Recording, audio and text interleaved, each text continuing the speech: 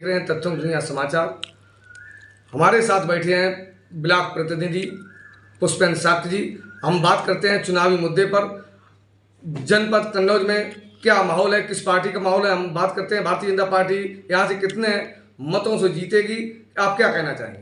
नमस्कार। सबसे पहले तो आज बाबा साहब डॉक्टर भीमराव अम्बेडकर की जयंती है और आपके चैनल के माध्यम से सभी को बाबा साहब भीमराव अम्बेडकर जयंती पर सभी को शुभकामनाएं देता हूं। और जैसा कि जो माहौल है ये भारतीय जनता पार्टी का माहौल, क्योंकि ये राम काम और माननीय राष्ट्रवाद और माननीय प्रधानमंत्री जी की जो एक देश के लिए जो विकसित राष्ट्र बने और उसी के लिए जो प्रधानमंत्री पूरे देश में लहर है, वो एक लहर नहीं, एक सुनामी तरह चल रही है और पूरे देश में भारतीय जनता पार्टी की भयंकर लहर चल रही है। इसमें हमारे कन्नौज जनपद में भी जो भारतीय जनता पार्टी ने माननीय सुब्रत पाठक जी को पुनः लोकसभा का प्रत्याशी बनाकर भेजा है और हम सभी लोग उन्हें जिताने के लिए जी तोड़ मेहनत कर रहे हैं और माननीय सुब्रत पाठक जी यहाँ से विजयी होंगे।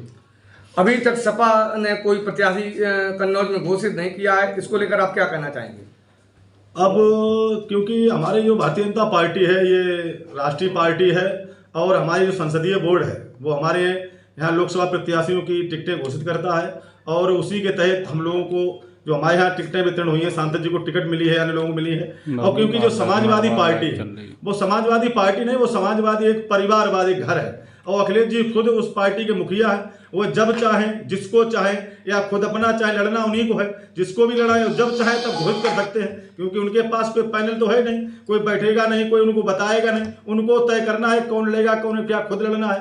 अब लड़ना उनको है भाई, चाहे आज घोषणा करें चाहे 4 दिन बाद घोषणा करें।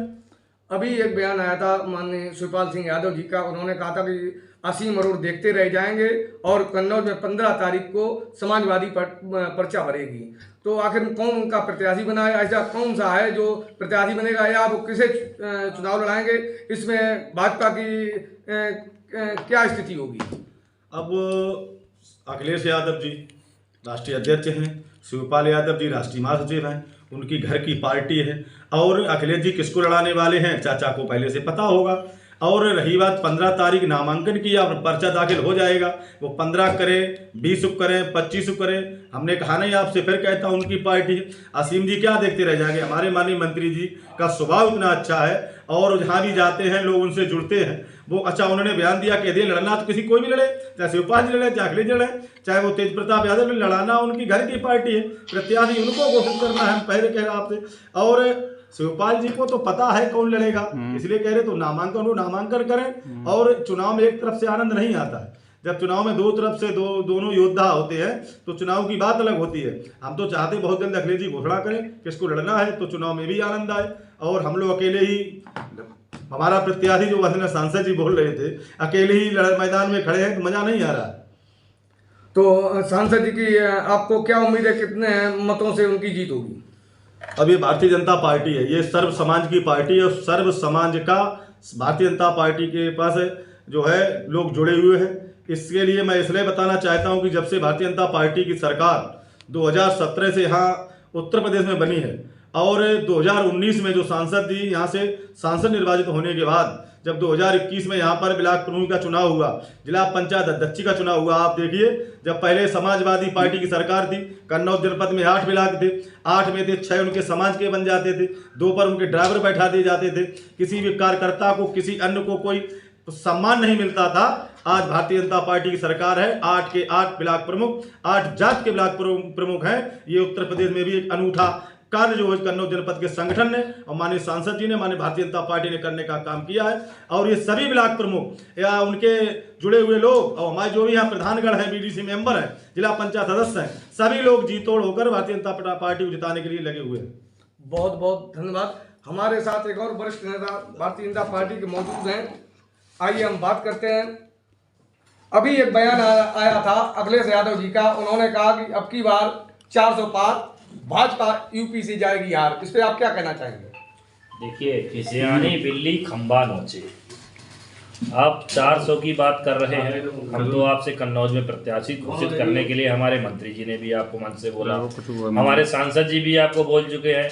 अरे भाई, आपके तो घर की पार्टी है और घर की क्या, आपके तो जेब की पार्टी है, पर्ची निकालिए, नाम लिख दीजिए, भेज दीजिए। प्रत्याशी तय हो जाएगा। आपको कन्नौज में प्रत्याशी तय करने में इतना मंथन करना पड़ रहा है जिससे ये साफ साफ दर्शित हो रहा है। 400 की तो बात छोड़ दीजिए, अब यूपी में 80 में से एक भी खाता नहीं खुलने वाला है।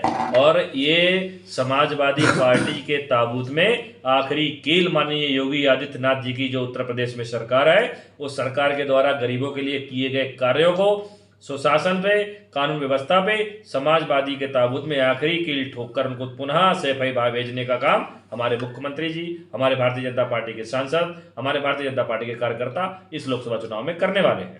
अखिलेश यादव ने एक नारा दिया है पीडीए, इसका क्या मतलब? देखिए, पीडीए का फुल फॉर्म तो मैं अखिलेश जी के दृष्टिकोण में ये कहना चाहूँगा कि परिवार डेवलपमेंट अथॉरिटी, परिवार के विकास की बात करने वाला जो होगा वही पीडीए है, परिवार डेवलपमेंट अथॉरिटी। आप पीडीए की बात करते हैं, लेकिन आप जब लोकसभा राज्यसभा भेजने की बात आती है आप पीडीए का मुद्दा भटक जाते हैं। आप विधान परिषद भेजने की जब सदस्यों की बात आती है तब आप पीडीए भूल जाते हैं। आप ऐसे व्यक्ति को चुनकर जिन्होंने आपकी पार्टी में कभी काम भी नहीं किया, यही विरोध है उनके यहाँ। उनके नेता स्वामी प्रसाद मौर्य जी पार्टी क्यों छोड़ के चले गए? उनकी सहयोगी दल में बैठी हुई हमारे समाज की नेता वो भी उनको छोड़कर चली गई। तो ऐसा क्या है अखिलेश जी आप में, जो भी आपके पास आता है वो आपको छोड़कर जरूर चला जाता है? तो कहीं ना कहीं आप पहले अपनी राजनीतिक पृष्ठभूमि को देखिए और समझने की कोशिश कीजिए। ये पीडीए बहकावे में आने वाला नहीं है। ये जो परिवार डेवलपमेंट अथॉरिटी जो आप चला रहे थे, इस अथॉरिटी को बंद करने का काम भारतीय जनता पार्टी की मोदी जी की सरकार और योगी जी की सरकार करने वाली है। अभी सांसद का नाम पूर्व मुख्यमंत्री अखिलेश यादव जी आए थे, उनके सामने उनके ही मंच पर मनोज दीक्षित जी का एक बयान आया था, पाठक जी के प्रति जो अभद्र गाली या टिप्पणी की थी, उस पर आप क्या कहना चाहेंगे? देखिए, समाजवादियों का चरित्र किसी से छुपा तो है नहीं।